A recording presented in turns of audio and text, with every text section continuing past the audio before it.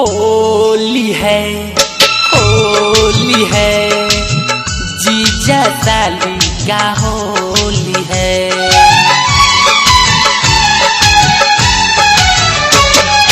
ललका पियर का हरिहर भी डाली तोहरा चोली में। ललका पियर का हरिहर भी डाली तोहरा चोली में। आओ साली डाली रंगवा ललका है तोरा चोली में। ललका पियर का हरिहर भी डाली तोहरा चोली में।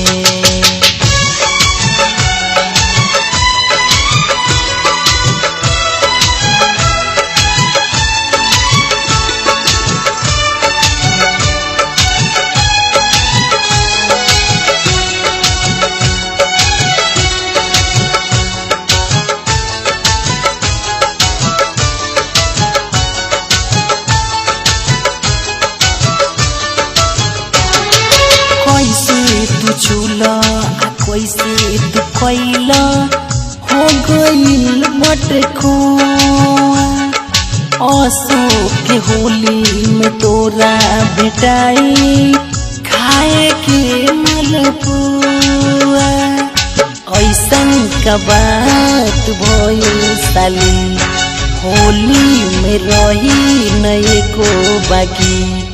दिदिया से कहम सुना जीजाजी डाली नहीं चोली में। दिदिया से कहम सुना जीजाजी डाली नहीं चोली में।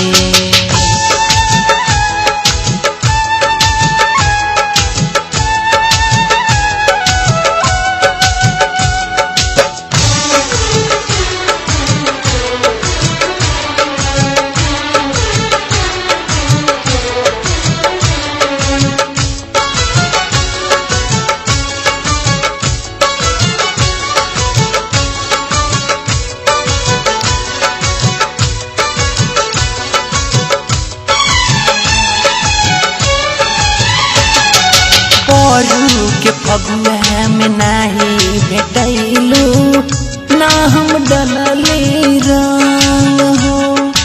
कहे तू लगलू छोड़ जीजाजी न डल तू रंग हो। रंगवा से चोली भीज गई ढोरी कटोरी हो गई। ललका पियर का हरिहर भी डाल देला चोली में। ललका पियर का हरिहर भी डाल देला चोली में।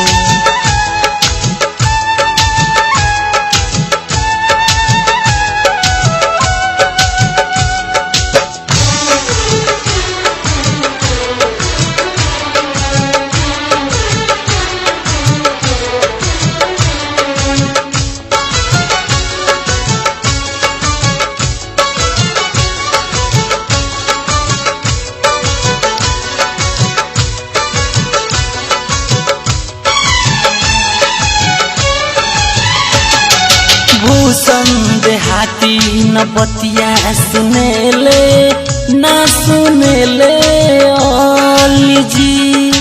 मन के प्यार भइल अनिल ना सुने तब रे जी। कुमार उपेंद्र विद्यार्थी कितना करी तोरे आरती।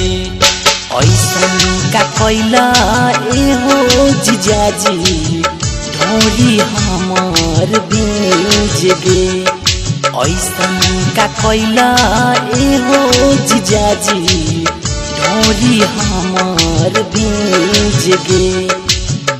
आओ साली डाली रंगवा ललका है तोरा चोली में। ललका पियर का हरिहर भी डाली तो छू